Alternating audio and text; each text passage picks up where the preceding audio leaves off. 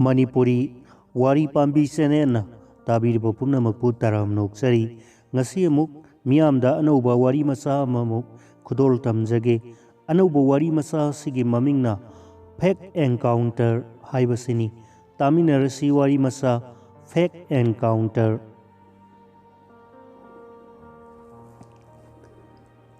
Lairak Masinga main road ka samnaba mapagi sorok wangmagi khajitang pak lampak masa duda mayai oirap tauna sauba semiyana ama khallibadugi makhada dari apakpa ama thari maduda pungau fanek setpi inapi angauba inbi nupi singdo tumin phamli wakat mifam phamliba nupi singdugi masak singdo langtak naba awaba nungaitabagi sakpam amomam loina seli nupi singdugi mamang oirapna fake encounter da hatpana te haiduna yetnariba pakhangdugi photo ama thammi photo dugi akoibada heglakpa kuidreba lai khara saithokuna lairi photo do lai pareng ama seri manak adoida manam nungsiba duk khara sakli akanba slogan yauba festun kharasu wakat mifam famlibadugi mamang oirapna nak yetta yungba yau thetpa yau tauri festunda iriba singdo akan bohai sing yauri laibak se zom laibak onthoklabra fake encounter da senaba security personnel singdandi piu mina migi marakta laigadabani sana sagi marakta laigadabani security personnel singda license to kill permission pirabra asina singba akan wahai sing festun singda iri manak adwaida nupa masa kharasu wakat mifam phamliba nupi singdo senaboy kari tawgadage khanaboy lakpoi tawduna lai main road thingba lamdamasigi wakhal manaba lup ataiga punna khongjang changsilakpadagi khongjang do fananing thijana kalle haiba yare madugi mathakta print amasung electronic media na mateng pangsilakpadagi sarkar gi authority kangbusu tasinadana kuina laisinbasu yadre thaudoksigi matangda laibak ki oiba asauba meeting amasu pangthoktuna laibak miyam gi oiba asauba rally khongchat amasu satkrabani tuminna kuina famduna laibado hainaraktraba natraga talaklabra mayam marakta famba yauribi tombinauna haudoroi umesh tubu kamdauraba jano magi handaki thaudause nungdi nungai khidreda tombinaugi waduda mauna amana tapna khumlai magi supply tawbagi bill masa ama phangmane madu tanarakpani ngasi thokleba mayamse atopa maunaha amana muk samtharai magi bill phanggi paisa du yaurumdrabadi hingbadi yaramba jani paisa khara duna magi mongpham oyu tamkhraba jani mamangi maunaha duna amuk samtharai nakhoigi paisa yauba hatli hatte haibadudi kharabu fari aina yamna nungaitribadi masamaki mayumda madusu masamaki imung manung mapa mama mase masal singi mamang maktada kaptuna halaga nongalaga kapnabada sibani haiduna khabarde ifong phongna pulisna haiduna mapak yauraklibasini masidabu karamba mama mapana thamoi kairoi dauribano amana amuk makha tarai hoine laibak asidi mata amani laibak sidi hingchaba ngakta ngairaba jani mama mapagi mamang maktada kaptuna halaga amuksu kapnabada sibani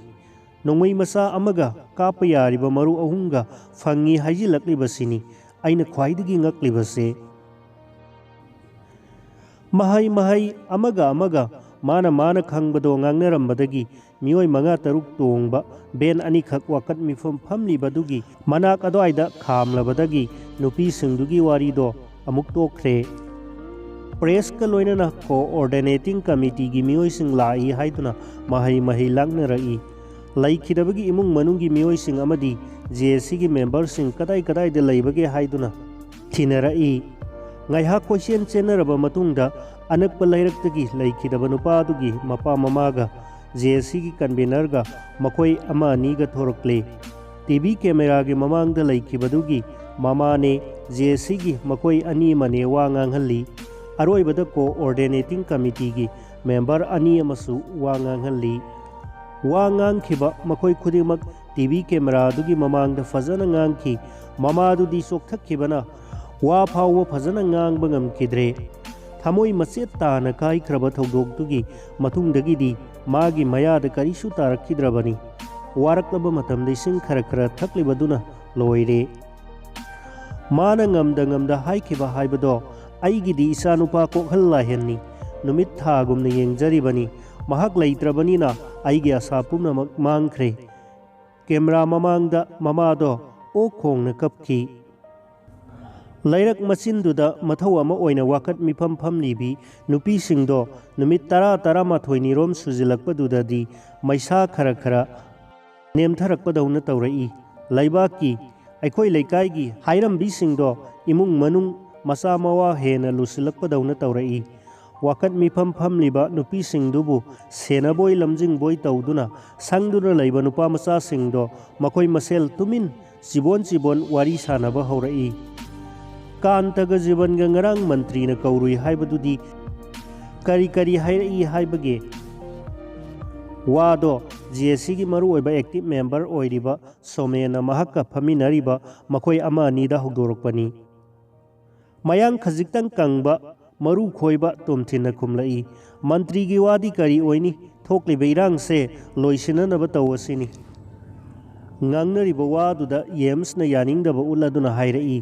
ꯅꯍꯥꯟ ꯃꯈꯩ ꯑꯩꯈꯣꯏꯅ ꯇꯧꯔꯤꯕ ꯃꯌꯥꯝꯁꯦ ꯃꯍꯥꯛꯅ ꯍꯥꯏꯔꯒ ꯍꯦꯛꯇ ꯂꯣꯏꯁꯤꯜꯂꯒꯗꯤ ꯐꯥꯒꯤ ꯇꯥꯔꯦꯅꯦ꯫ ꯃꯥꯒꯤꯗꯤ ꯑꯗꯨ ꯅꯠꯇꯅ ꯀꯔꯤ ꯍꯥꯏꯅꯤ? ꯆꯤꯐ ꯃꯤꯅꯤꯁꯇꯔꯅ ꯃꯥꯒꯤ ꯀꯦꯟꯗ꯭ꯔꯅꯤ, ꯏꯔꯥꯡ ꯂꯣꯏꯁꯤꯟꯅꯅꯕ ꯇꯧꯁꯤꯅꯤ꯫ ꯃꯗꯨꯗꯁꯨ ꯌꯥꯗ꯭ꯔꯒꯅ ꯃꯥꯒꯤ ꯃꯤꯅꯤꯁꯇꯔ ꯐꯝꯗ ꯕꯦꯔꯥ ꯂꯥꯛꯄ ꯌꯥꯏ ꯁꯤꯅꯤ꯫ ꯑꯩꯈꯣꯏꯒꯤ ꯃꯟꯇ꯭ꯔꯤ ꯅꯍꯥꯁꯤꯁꯨ ꯑꯉꯛꯄꯅꯤ, ꯅꯨꯃꯤꯠꯂꯩꯅꯤ, ꯃꯇꯝꯁꯤꯒꯤ ꯆꯞ ꯆꯥꯕ ꯃꯤꯅꯤ꯫ ꯑꯍꯥꯟꯕ ꯍꯧꯔꯛꯄꯗꯗꯤ ꯃꯥꯁꯨ ꯀꯌꯥꯗ ꯏꯆꯪ ꯊꯧꯔꯝꯈ꯭ꯔꯕ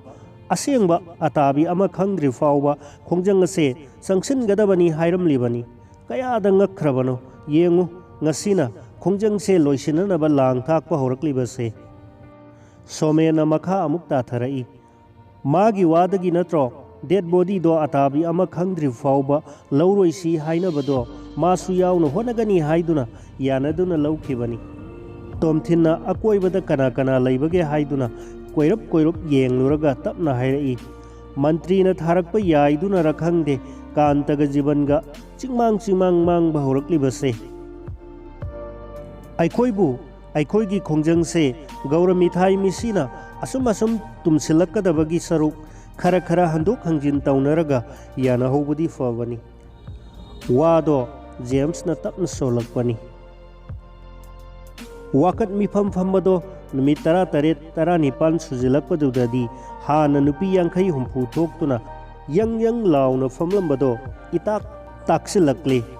ꯅꯨꯄꯤ 15-20 ꯈꯛꯇ ꯉꯥꯏꯁꯤꯜꯂꯛꯂꯦ꯫ ꯅꯨꯄꯤ ꯈꯔ ꯑꯃꯅ ꯊꯕꯛ ꯑꯃꯠꯇ ꯆꯠꯂꯨꯈꯤꯒꯦ ꯍꯥꯏꯗꯨꯅ ꯆꯠꯈꯤꯕꯗꯒꯤ ꯑꯃꯨꯛ ꯍꯜꯂꯛꯈꯤꯗ꯭ꯔꯦ꯫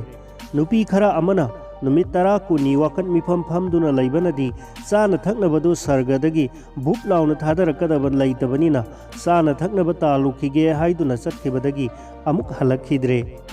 ꯂꯩꯍꯧꯔꯤꯕ ꯅꯨꯄꯤ ꯈꯔꯗꯨꯁꯨ ꯆꯦꯟꯕ ꯌꯥꯗꯕ ꯃꯔꯤ-ꯃꯇꯥ, ꯏꯃꯨꯡ ꯃꯅꯨꯡ ꯌꯨꯝꯂꯣꯟ ꯀꯩꯔꯣꯟꯅꯕ ꯉꯥꯛꯇꯅꯤ꯫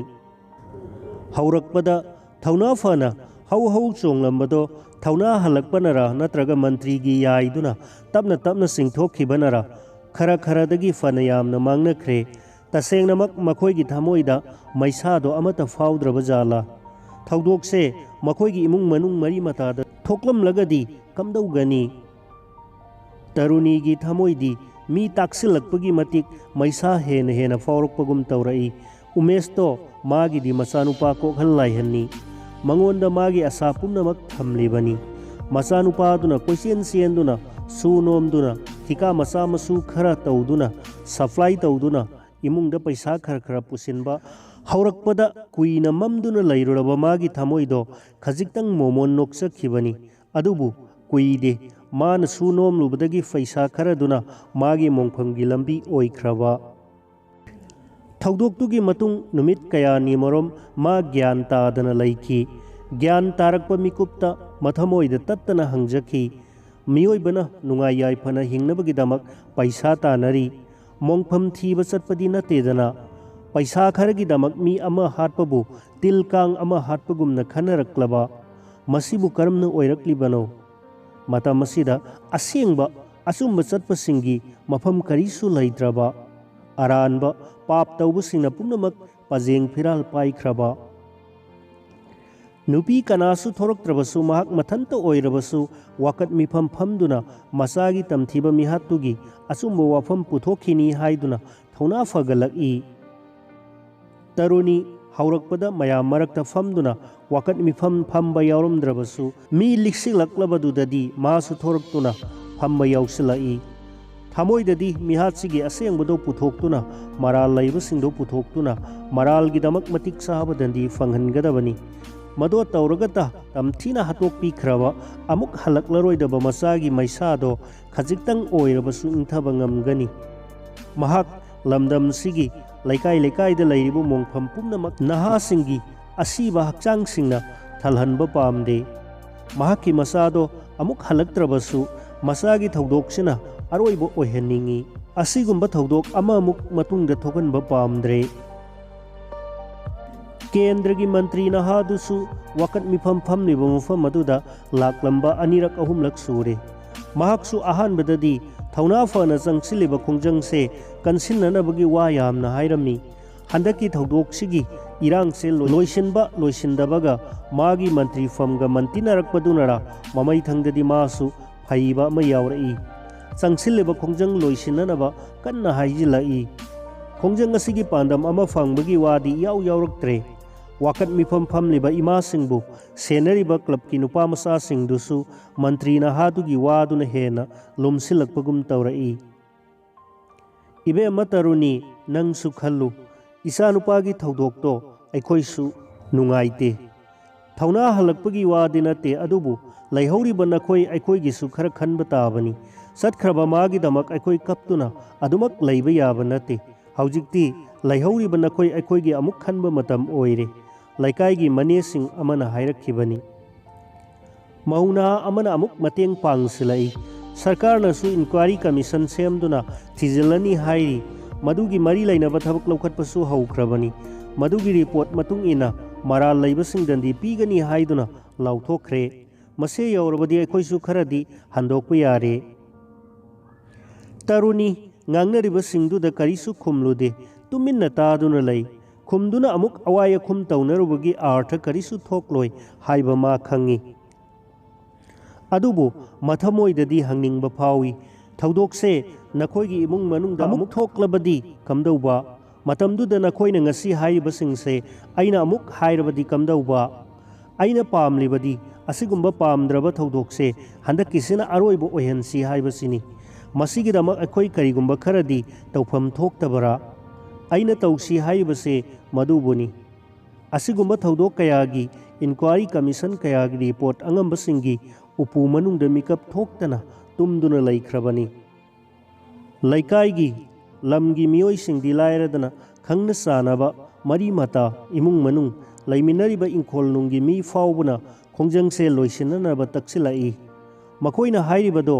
खोंजंग फना कन्ना चंगसिनदुना मरा लैबा मीदो दंदी पीरब फावबदा वाथोक ओइरब थौदोक्तुना लैखिद्रबा मीदुदी अमुक हिंगलक्लरोय